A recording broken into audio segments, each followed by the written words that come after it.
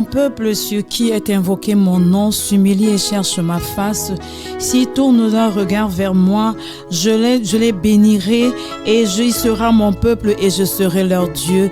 Mesdames et messieurs, bonjour, c'est votre émission Espoir qui démarre encore ce matin. Cette émission qui vient chaque matin vous réveiller, cette émission qui vient ouvrir les portes de votre journée. Je viens vous dire encore merci. Merci de nous prêter vos oreilles, ouvrez vos cœurs et disposez vos esprits. Encore ce matin pour vous servir, je suis Rachel Tanga. Je suis avec l'apôtre Adeka Richard dans ce studio. Bonjour homme de Dieu et bienvenue parmi nous. Et bonjour Rachel. Merci de nous suivre de partout dans le monde. C'est votre émission Espoir. Cette émission qui vient te dire que rien n'est perdu. Cette émission qui vient te dire que Dieu a encore de grandes choses à accomplir dans ta vie. Cette émission qui vient te dire que Dieu veut que tu sois rempli de sa présence. Ce matin, le Saint-Esprit nous a donné un autre thème. C'est celui qui est intitulé « Reviens à ton premier amour ». Dieu t'appelle ce matin à revenir à ton premier amour. Quel a été ton premier amour? Quelle a été la première des choses que tu as commencé à faire avec engouement, avec engagement? Cette chose que tu as abandonnée, qu'est-ce qui a tué ta foi? Qu'est-ce qui a tué cet engagement que tu avais envers l'œuvre de Dieu? C'est ce à quoi Dieu t'appelle ce matin. Il te dit, quelles que soient les situations que tu as traversées, quel que soit ce que les gens ont dit, quel que soit ce qu'on a décrété, il vient briser tout protocole ce matin, il vient annuler tout décret ce matin et il te tient la main, il te dit, reviens à moi parce que tu as été créé pour moi, tu as été créé pour accomplir les choses de mon royaume. Donc le message de ce matin, comme vous l'avez compris, c'est reviens à ton premier amour. Je ne suis pas seule, comme je vous ai dit, je suis accompagnée de l'apôtre Adeka Richard. Avant toute chose, nous allons rendre grâce à Dieu parce que c'est par la grâce de Dieu que nous sommes vivants ce matin. Pendant que nous sommes debout ici, que nous pouvons élever nos voix vers Dieu, nombreux sont rentrés dans les morts, d'autres sont dans les comas, d'autres sont en train de faire des accidents, d'autres sont dans des situations inconfortables. Mais nous, la grâce de Dieu nous a localisés, la faveur de Dieu est descendue dans nos vies, la miséricorde de Dieu a parlé pour nous et nous nous sommes levés ce matin. Nous ne sommes pas forts, nous ne sommes pas particuliers, mais c'est Dieu qui a fait parler sa grâce dans nos vies. Donc je vais me retourner du côté de l'apôtre Adeka Richard pour qu'il nous dirige dans la prière, homme de Dieu. Tu déclares dans ta parole, Seigneur, dans Psaume chapitre 3, verset 1. Tu es l'Éternel, notre berger et nous manquons. Oui, comme tu es l'Éternel, notre berger, tu sais que nous avons besoin de la santé. Tu sais que nous avons besoin du salut. Tu sais que nous avons besoin, Père, de la provision. Père, je prie au nom de Jésus. Toi, l'Éternel, notre berger, Père, j'implore au nom de Jésus. Dans cette fin d'année, Père, Seigneur, tu sais que, Seigneur, nous avons besoin de la sécurité divine. Père, commence à sécuriser, Seigneur, tes enfants en cette fin d'année, sur les motos, dans les voitures, dans les bus, sur les routes, au nom de Jésus. Je déclare que leur sang ne sera pas versé sur des goudrons, sur les absolus au nom de Jésus. Je déclare qu'en cette journée, ta journée est sécurisée, ta vie est sécurisée. Je déclare la santé au nom de Jésus, parce que l'Éternel, ton berger, te donne la santé en cette journée, la provision en cette journée, au nom de Jésus. Amen, amen. Merci homme de Dieu pour cette prière. Comme je le disais à l'entame, le message de ce matin, c'est reviens à ton premier amour.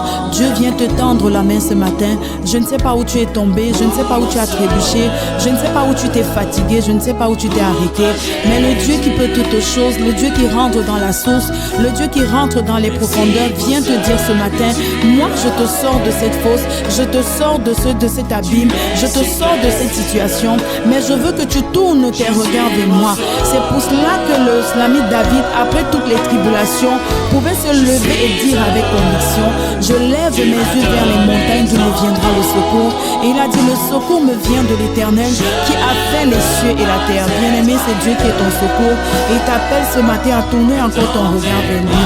Et le texte qui va nous conduire ce matin se trouve dans le livre de l'Apocalypse, à son chapitre 2, à partir du verset 1 jusqu'au verset 5. Je vais lire au nom de Jésus. Écrit à l'ange de l'église d'Éphèse. Voici ce que dit celui qui tient les 7 étoiles dans sa main droite, celui qui marche au milieu des 7 chandeliers d'or. Je connais tes œuvres, ton travail et ta persévérance. Je sais que tu ne peux pas supporter les méchants. Tu as mis à l'épreuve ceux qui se prétendent apôtres sans l'être. tu les as trouvés menteurs. Oui, tu as de la persévérance, tu as souffert à cause de mon nom et tu ne t'es pas lassé. Mais ce que j'ai contre toi, c'est que tu as abandonné ton premier amour. Souviens-toi donc d'où tu es tombé, repens-toi et pratique tes premières œuvres. Sinon, je viendrai bientôt à toi et j'enlèverai ton chandelier de sa place, à moins que tu ne changes d'attitude. Cependant, tu as dit ceci pour toi. Tu détestes les œuvres des Nicolaïtes, tout comme je les déteste moi aussi. Voilà donc le texte qui va nous conduire ce matin dans la prédication. Mais on va se retourner tout à l'heure après le générique vers l'apôtre Adi Karisha. Je sais que le Saint-Esprit a mis les paroles dans sa bouche. Je sais que le Saint-Esprit va le guider et qu'au travers de cela, quelqu'un qui avait abandonné toutes choses, celui qui avait abandonné le chemin de Dieu, celui qui avait abandonné les œuvres de Dieu, va se retourner, se relever, traverser de l'autre bord, faire un revirement à 180 degrés, se tourner vers Dieu parce qu'il a dit, ce peuple, ce qui a invoqué mon nom, quel que soit ce que tu as fait, quand tu te retournes du côté de Dieu, tu te repens, tu reconnais qu'il est ton Dieu, il va continuer de te bénir, il saura que tu es son peuple et il sera ton Dieu. Retrouvons-nous juste derrière ceci pour la prédication.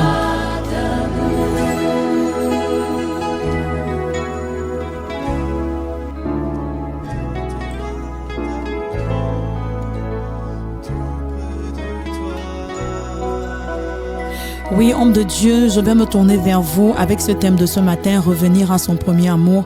Et nous venons de lire dans l'Apocalypse ce que Dieu dit. Et il dit qu'il sait que tu as été persévérant, que tu faisais des bonnes choses, mais il a un problème contre toi. C'est que tu as abandonné ton premier amour. Cette persévérance que tu avais, cet engouement, ce courage, cette témérité, tu n'abandonnais jamais. Il y a quelque chose qui est venu faire descendre ta foi. Alors ce matin, nous voulons comprendre. Nous voulons avoir les révélations du Saint-Esprit.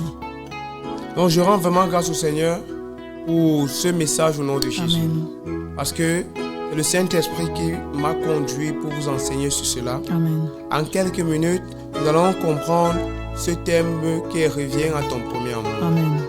L'Apocalypse chapitre 2, verset 3. Verset 2 à 4, je vais les relire. Je connais tes œuvres, ton travail, ta persévérance. Je sais que tu ne peux pas supporter les méchants. Tu as mis à l'épreuve ceux qui se prétendent apôtres sans l'être. Tu les as trouvés menteurs. Verset 3. Oui, tu as de la persévérance, tu as souffert à cause de mon nom, tu ne t'es pas lassé. Verset 4. Mais ce que j'ai contre toi, c'est que tu as abandonné ton premier amour. Amen. Il mentionne au verset 3 que tu as la persévérance, tu ne t'es pas lassé. Ça veut dire que tu n'es pas sorti de la course. Tu es encore dans la course. Dieu parle à quelqu'un qui est encore dans la course. Amen. Dieu parle à quelqu'un qui ne s'est pas lassé, qui croit en Dieu. Amen. Dieu parle à quelqu'un qui a dit tout est possible avec mon Dieu. Mais Dieu dit au verset 4 quelque chose d'impressionnant. Il dit, mais ce que j'ai contre toi, ça veut dire que Dieu a un problème avec toi. Amen. Dieu a un problème avec quelqu'un ce matin. Dieu a un problème avec quelqu'un en cette journée. Mais ce que j'ai contre toi, c'est que tu as abandonné ton premier amour. Waouh, gloire à Dieu. Amen. Et qui est bien avec Dieu, c'est quoi? C'est que lorsque la parole sort, elle ne sort pas ainsi simplement. Elle sort pour accomplir une mission. Amen. Elle descend comme une pluie pour arroser la terre. Et la parole de Dieu sort en ce moment pour t'arroser. Amen. Arroser ta vie. Amen. Donc, la parole de Dieu au verset 2, qui connaît tes œuvres? La parole de Dieu dit, Jésus dit, il connaît tes œuvres, il connaît ton travail, il connaît ta persévérance. Il connaît que tu as accepté les souffrances, tu as accepté la haine de ce monde, des gens. Amen, à cause du nom de Jésus. Il connaît que tu ne t'es pas lassé, tu as continué, tu as une persévérance qui est inébranlable, tu as une foi qui est inébranlable. Mais il nous reproche de quelque chose. Quelle est donc la chose? La question que je me suis posée. Quelle est donc la chose? Il te reproche de quelque chose. Qui est quoi? Ton premier amour. Ton premier amour. Qu'est-ce qu'il veut dire par premier amour? Ce qu'il veut dire par ce mot, ton premier amour, c'est ta passion. C'est ta passion. Quand tu as commencé à suivre le Seigneur, tu avais un zèle qui était activé. Tu pouvais gagner même 50 âmes par semaine. En une journée, tu ne pouvais pas passer une journée sans gagner les âmes. Tu ne pouvais pas passer une journée sans prier. Tu ne pouvais pas passer une journée sans faire du bien à quelqu'un. Tu ne pouvais pas passer une journée ou une semaine sans faire chercher à faire quelque chose pour le Seigneur.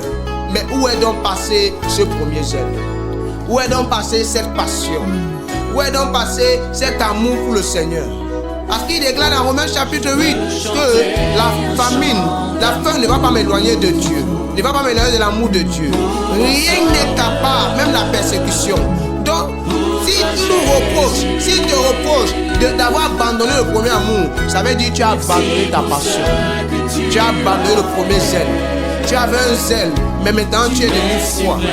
Tu avais un zèle au départ, mais maintenant tu es devenu comme une statuette de sel, comme la femme de Lot. Mais homme de Dieu, je voudrais savoir, si on transpose cela dans le monde, souvent quand on nous parle de notre premier amour, on a toujours tendance à dire je ne peux jamais l'oublier. C'est la peste. Même si tu me réveilles à 3h du matin, même si tu me réveilles à 2h du matin, tu me demandes qui était mon premier amour, je vais pouvoir le dire avec les choses du monde.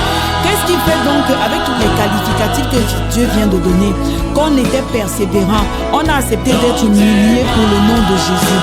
Qu'est-ce qui peut nous amener à descendre si bas au point de ne plus avoir cette passion? Qu'est-ce qui peut nous refroidir? Ce que nous devons savoir, c'est quoi? C'est que Dieu, le but de Dieu, le plan de Dieu, la volonté de Dieu pour nous, c'est que nous ne perdons pas ce zèle, cette passion. Parce que le moteur de la marche avec Dieu, c'est le zèle que tu as, la passion que tu as. Lorsque tu perds la passion, même si tu pries bien, même si tu jeûnes bien, même si tu fais des dons aux orphelins, bien aimé, ça va couler, ça va vite, ça va être là, mais Dieu aura toujours un problème avec toi. Dieu aura toujours un problème. Pourquoi? Parce qu'il n'y a pas cette passion, il n'y a pas ce zèle. Je prends l'exemple chez moi. Si Dieu voit que dès le début, que j'ai commencé à le suivre, j'ai ce zèle de gagner les âmes, ce zèle d'évangéliser, ce zèle que je veux voir les gens être sauvés, être transformés. Et il constate qu'à un moment, je n'ai plus cette passion-là. Ça veut dire que moi, l'apôtre Richard, j'ai perdu mon premier amour. J'ai abandonné le premier amour. C'est-à-dire qu'à partir de ce moment, Dieu va me reprocher. Pas parce que je fais des dons là-bas à gauche, parce que je suis généreux, parce que je donne ma dîme. Non.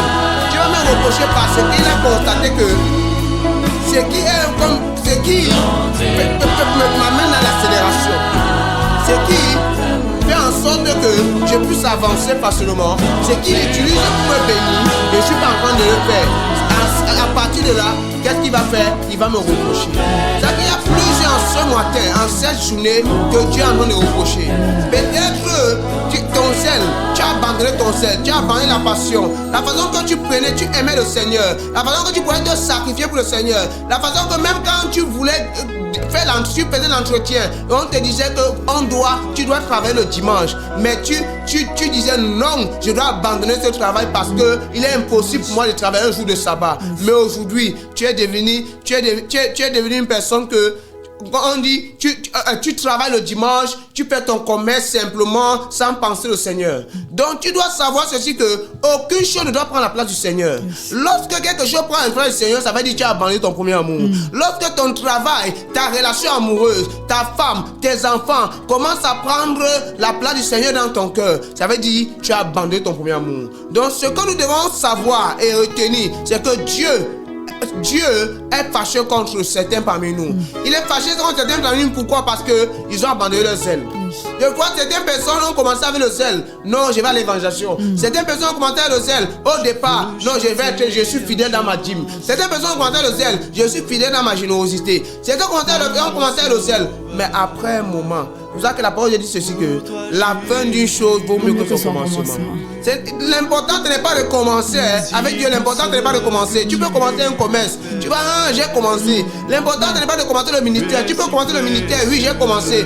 Mais l'importance, c'est que ce qui soutient ce que tu as commencé, si c'est la passion, ta passion, si c'est ce zèle, que ce zèle existe toujours. Donc, homme de Dieu, ça veut dire que c'est pour cela qu'on voit beaucoup de personnes abandonner. Parce que on a l'impression que quand ils ont commencé, ils n'étaient pas vrais. Oui. Parce que tel que Dieu le décrit dans sa parole, il te dit qu'il t'avait vu persévérant. Tu as accepté d'être humilié. Comment quelqu'un peut accepter d'être humilié dans sa famille, a subi les persécutions, les tribulations pour le nom de Jésus et qu'à un moment, lui-même, il commence à donner raison à ces gens. Parce que c'est une façon de donner raison et dire, ah, on avait dit que comme tu commences là, tu ne peux pas aller loin. Nous, on te connaissait depuis. C'est pour donner l'avantage aux gens, le crédit à cette personne pour leur dire, je n'ai pas changé. Je faisais seulement semblant de changer parce que je voulais vous embrouiller. Alors, à ce moment, vous, en tant qu'homme de Dieu, vous avez ce genre de chrétien dans votre ministère qui vient avec une passion visible. Mais comme avec Dieu, il aime les choses invisibles que nous ne voyons pas. C'est pour ça qu'il dit qu'il ne juge pas à l'apparence. Peut-être que nous, vous, hommes de Dieu, vous allez voir ce chrétien dans votre ministère qui a ce zèle, cette passion, cette envie de tout faire, mais qui à un moment se refroidit. Alors vous, en tant qu'homme de Dieu, comment vous faites avec ce chrétien pour lui faire comprendre? Ou alors il n'a pas appliqué ce que la parole de Dieu dit dans Romains 8, où on nous pose des questions que qu'est-ce qui va me séparer de l'amour de Dieu? Il n'a pas d'abord bien compris ça avant de venir avoir sa passion. Ou alors il y a une autre alternative pour qu'il comprenne que les choses de Dieu ne sont pas faites avec la vitesse. Les choses de Dieu, on va doucement, étape par étape. Parce qu'en brûlant les étapes aussi, on va vite se refroidir. Parce que celui qui est habitué à faire les 100 mètres, le jour va faire 200 mètres, il va s'essouffler. Parce que ce n'est pas le couloir dans lequel il est habitué à évoluer. Donc vous, en tant qu'homme de Dieu, avec ce genre de chrétien dans le ministère, comment s'en prendre? La parole de Dieu au verset 5, où il y a la réponse à votre question. Apocalypse chapitre 2, verset 5. Souviens-toi donc où tu es tombé.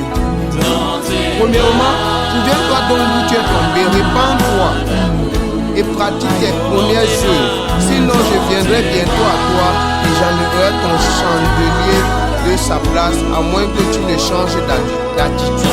Bien aimé, quand on a en face de soi ces gens de personnes qui abandonnent son premier amour et qui se posent des questions que comment je vais faire pour avoir encore ce même zèle, cette même passion. La première chose à faire, c'est de voir d'abord là où tu es tombé. Amen. Il y a plusieurs personnes qui sont sur la course, mais qui ont abandonné leur zèle. Pourquoi? Parce qu'ils sont tombés dans un péché.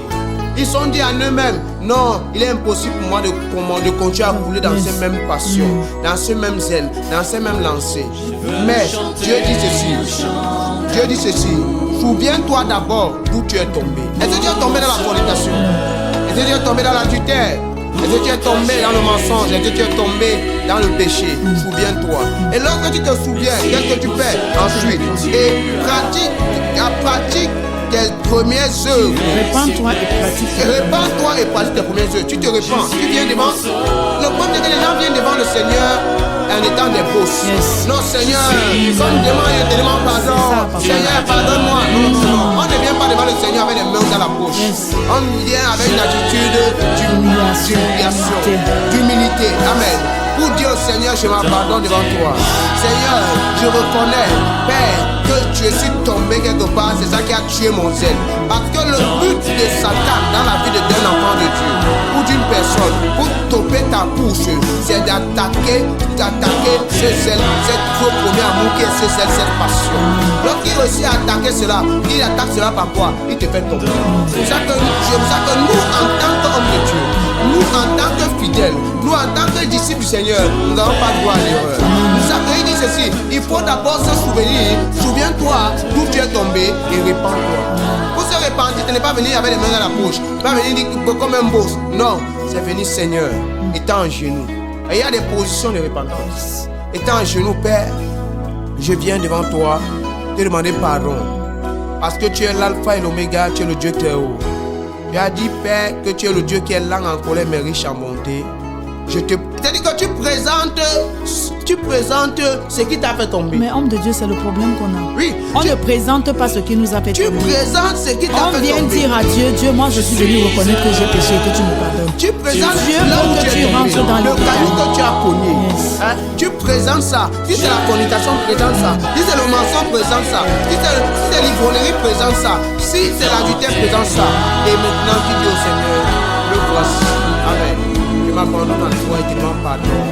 Les fleurs que tu as commises, tu reprends mon pardon et que tu as acceptes mon pardon et que tu me relâches ta miséricorde dans ma vie et les grâces. Et tu vois, Dieu va recommencer avec toi. Mais dès lors où tu ne te répands pas, bien aimé, tout est impossible avec toi. C'est ça qui dit ceci, répands-toi et pratique tes premières œuvres. Répands-toi et recommence dans l'évangélisation. Répands-toi et recommence dans ta fidélité, dans tes offrandes intimes. Répands-toi et recommence dans ton service. Répands-toi et recommence à servir le Seigneur avec une nouvelle passion. Homme de Dieu, je pense que c'est que Dieu est fidèle, mais nous sommes infidèles. Et c'est ça qui nous crée tous les problèmes que nous avons. Parce que Dieu, lui, il est fidèle au point où quand il te dit que je vais accomplir cette chose, il va l'accomplir.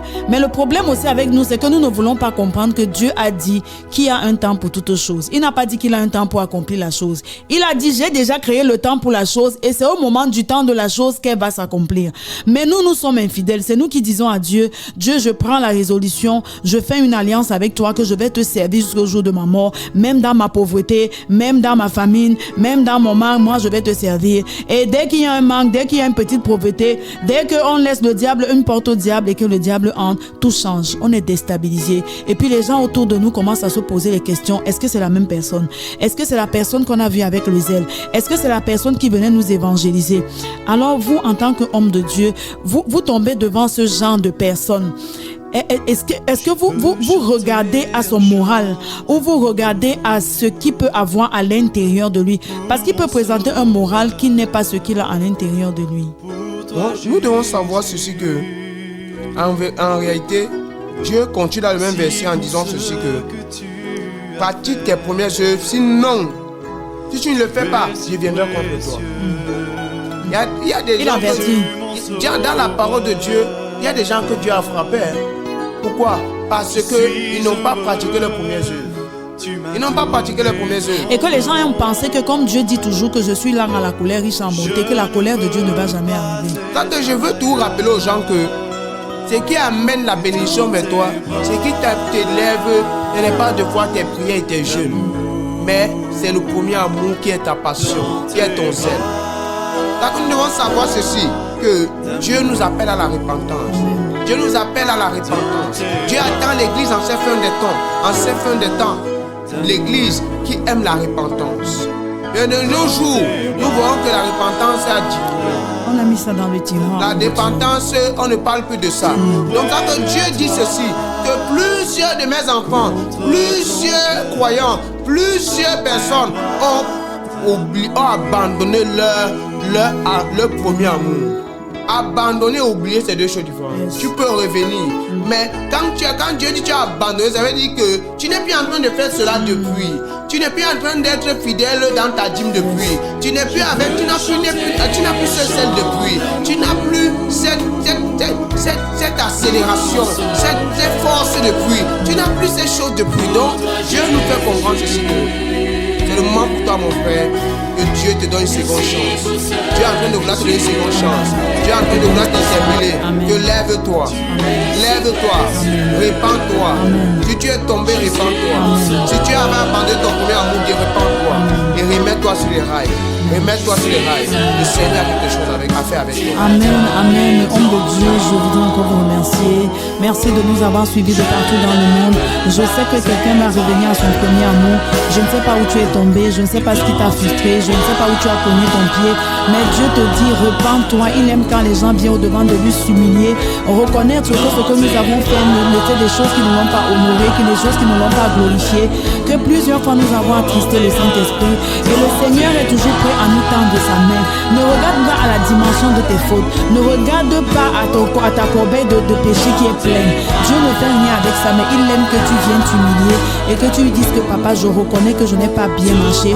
Le psalmiste a dit, Seigneur, si je suis dans la voie de la perdition, ramène-moi sur la voie de l'éternité. En ce matin, je viens te dire que Dieu veut te ramener sur la voie de l'éternité.